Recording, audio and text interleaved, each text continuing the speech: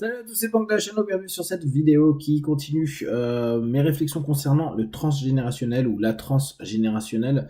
Il y a eu quelques retours vraiment intéressants et je vous remercie, hein, comme d'habitude. Grâce à vous, ça me permet de rebondir ou bien sûr m'interroger, me dire ah peut-être que j'ai tort, faudra peut-être que je vois ça ou dès que vous ouvrez sur quelque chose, c'est toujours génial, vos expériences, vos propres réflexions, etc. Merci encore. Donc une des questions était ok mais c'est cool, mais on en fait quoi en gros de toutes ces suggestions non verbales qui fait que ce secret de famille, ce non-dit, on va appeler ça secret, mais donc pas dans le sens je veux te cacher quelque chose. C'est parfois juste un tabou psychologique. Exemple, on le voit avec les génocides ou les problématiques où il y a eu des guerres, où il y a des groupes qui n'en parlent pas du tout. Je sais que c'était une réflexion que j'avais fait à des potes de la communauté cambodgienne qui concernant le génocide de Pol Pot, etc. Ils me disent mais nous, nos parents, nos grands-parents, ils en parlent pas, ils veulent pas en parler. En gros, ça part dans une dynamique de déni. Pour autant, les générations qui suivent, et je suis persuadé qu'il y a plein de Cambodgiens en France qui vivent ça, même si leurs parents, leurs grands-parents leur ont pas parlé de tout ce qui s'est passé, des horreurs, des massacres qu'il y a pu avoir. Hein. Je vous rappelle, il y a eu presque la moitié de la population qui a été tuée.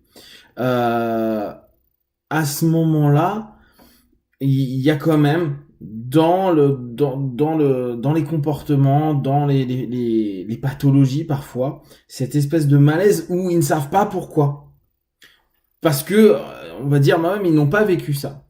Voire même, les parents, les grands-parents, pour protéger, se sont dit, on n'en parle pas, ou il y a aussi une notion, et ça on avait eu ça avec l'Holocauste, où les Juifs n'en parlaient pas jusqu'aux années 50 ou fin des années 50, c'était tabou, c'était quelque chose qu'il fallait pas en parler. Et donc imaginez tout ce que ça, pendant même 5, 10 ans, 20 ans de mutisme, ou bien plus, va créer. Et là, en reprenant cette notion de transgénérationnel, donc la communication conscient-subconscient qu'on crée, mais avec la génération ou les générations précédentes. Donc cette fameuse transgénération dont on parle sur ce thème-là. Et se dire, ces comportements et ces fonctionnements vont me faire rentrer moi au fur et à mesure dans une transe qui va me faire répéter une réponse à une pathologie non connue, à une problématique, hein, quand je parle de pathologie, une problématique non connue, non gérée. Et je reviens avec des éléments que je ne comprends pas, et comme je vous disais hier, souvent on va se dire mais ça m'appartient pas, ça appartient aux autres, alors que si, c'est une réponse donc aux suggestions non verbales proposées pendant des décennies par les parents, la famille, etc., etc. Donc première chose, qu'est-ce qu'on peut faire? On peut que prendre le pathos comme il est. C'est aussi pour ça que je vous propose cette vidéo, c'est que parfois, j'ai l'impression que dire, voilà, c'est du transgénérationnel, c'est lié à des ancêtres. Alors, j'exagère un peu, mais j'ai des générations d'avant. Mais hier, je parlais avec quelqu'un qui me disait, mais ça peut être la mémoire de centaines d'années derrière. Ça nous, je me mets dedans, hein. En tant que partenaire, ça nous déresponsabilise. C'est pas à moi, ça m'appartient pas, c'est aux autres. Néanmoins, ce que l'on fait d'une suggestion nous appartient toujours. Qu'elle soit verbale ou non verbale. Ce que l'on fait de notre éducation, on m'a appris à ne jamais rien dire, ça fait partie de nous et c'est notre responsabilité en tant qu'adulte à ce moment-là. Quand je parle adulte, c'est posture d'adulte en analyse transactionnelle, de pouvoir se dire à un moment donné, si j'ai répondu en tant qu'enfant avec le peu de filtres que j'avais, mais j'avais déjà mes filtres, d'une façon à cette suggestion non verbale, et j'ai créé un comportement qui est dissonant. Donc la première chose à faire, c'est se responsabiliser sur le fait que c'est pas aux autres, c'est pas aux générations d'avant. Bien sûr que dès lors pouvoir connaître les causes, l'histoire, ça peut apaiser énormément les gens. Néanmoins, on sait qu'il y a des secrets de famille, des non-dits, qui, bah, on ne le saura jamais. Et même si c'est enquêté, ça sera au travers de personnes qui vont dire, qui se souviennent qu'une fois, il a été dit que, ce qui fait que ça sert à pas à grand chose. Mais s'il y a possibilité d'avoir l'info, tant mieux, autant remonter. Donc, déjà, c'est se responsabiliser et se dire, ok, mais c'était quoi la base? Après, sur des choses très simples qu'on peut faire, on peut faire des régressions.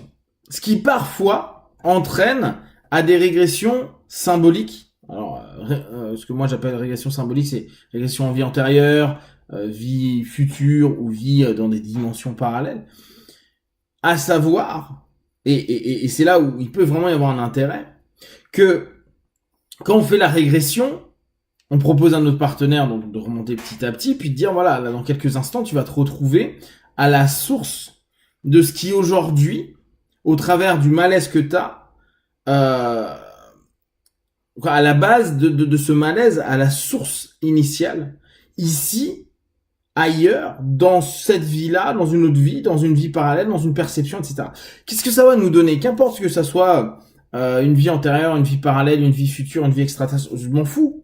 La symbolique qui va être proposée va être extrêmement importante à travailler parce que, justement, sur ce langage non verbal dont je vous parlais, il y a eu plein de suggestions. Toutes ces suggestions, elles ont été encodées d'une certaine manière. Sauf que c'est toujours compliqué de dire, ah bah attends, moi j'ai été encodé en non verbal.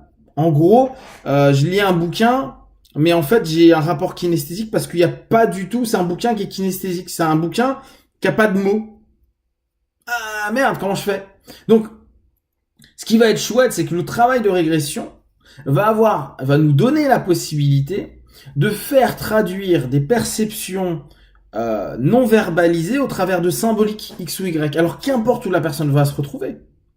Parce que par rapport au thème dont vous aurez discuté en amont pendant votre questiosophie, quand vous allez repartir, vu que la personne est focalisée sur cette idée-là, cette problématique, ce malaise, ces histoires, je sais qu'il s'est passé des trucs dans ma famille, mais je sais pas quoi, on s'en fout. Parce que la symbolique qui va être redonnée pendant la régression, qu'elle soit en vie antérieure, qu'elle soit en vie parallèle, qu'elle soit en quantique, qu'elle soit, va simplement permettre de verbaliser, de percevoir et de verbaliser, parce que nous on va le faire verbaliser. Pensez bien, les régressions, faites toujours beaucoup parler vos partenaires. Et soyez très précis sur vos questions pour avoir des réponses. Parce que les symboles qui vont être utilisés sont ceux qui vont répondre à ces suggestions non verbales. Et de là, on travaille sur les accompagnements classiques qu'on a en hypnose PNL, AT, etc., etc. En fonction de votre méthode, votre façon de percevoir, on va recadrer, modifier, changer, etc., etc. Ça dépend vraiment vous de votre façon de travailler. Donc, moi, la plupart du temps, quand on va me parler de transgénérationnel, je vais partir sur qu'est-ce que toi t'as traduit qui emmène à la pathologie, qui est une pathologie réelle, c'est-à-dire le symptôme, il est là, il est chiant. Et qu'est-ce qui va faire que t'aies cette sensation-là? Et ce qui est chouette, c'est que ça va permettre aussi à la personne de s'autoriser. Donc en gros, si en plus vous le dites dès le départ, on va faire du symbolique, ça offre quelque chose, un terrain d'expression qui est libre, parce qu'il y aura rien de bon, il y aura rien de mauvais. Ça sera pas, il faut que tu dises quelque chose de juste et il y a une réponse que lui ou moi, en tant que praticien, j'attends. Et ce qui va permettre à la personne d'aller dans une libre expression, ce qu'on pourrait refaire en psychanalyse sur de l'association libre. On va simplement faire réunir. Mais là, on le fait au travers de tout un process qui va permettre à la personne de bien se connecter à cette sensation, émotion, pathologie à un moment donné, à cette notion réelle ou pas transgénérationnelle, et après laisser aller pour qu'il y ait une surface expressive d'expression, afin d'avoir quelque chose de plus paradoxalement concret, du non-verbal arriver vers une verbalisation de quelque chose. Et après, par rapport à ce qu'il y a, travailler sur un accompagnement tout à fait classique à ce niveau-là. pouvoir, si la personne, pour elle, elle a vraiment la croyance de c'est lié à, enlever les liens.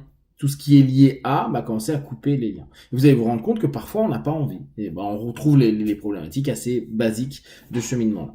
Si vous avez des questions énormément que vous partagez sur Facebook, YouTube, j'y répondrai le plus rapidement possible. Et comme d'habitude, de tout ce que je propose, ne prenez que ce qui est bon et juste pour vous. Testez, observez, analysez et concluez. Be one, ciao.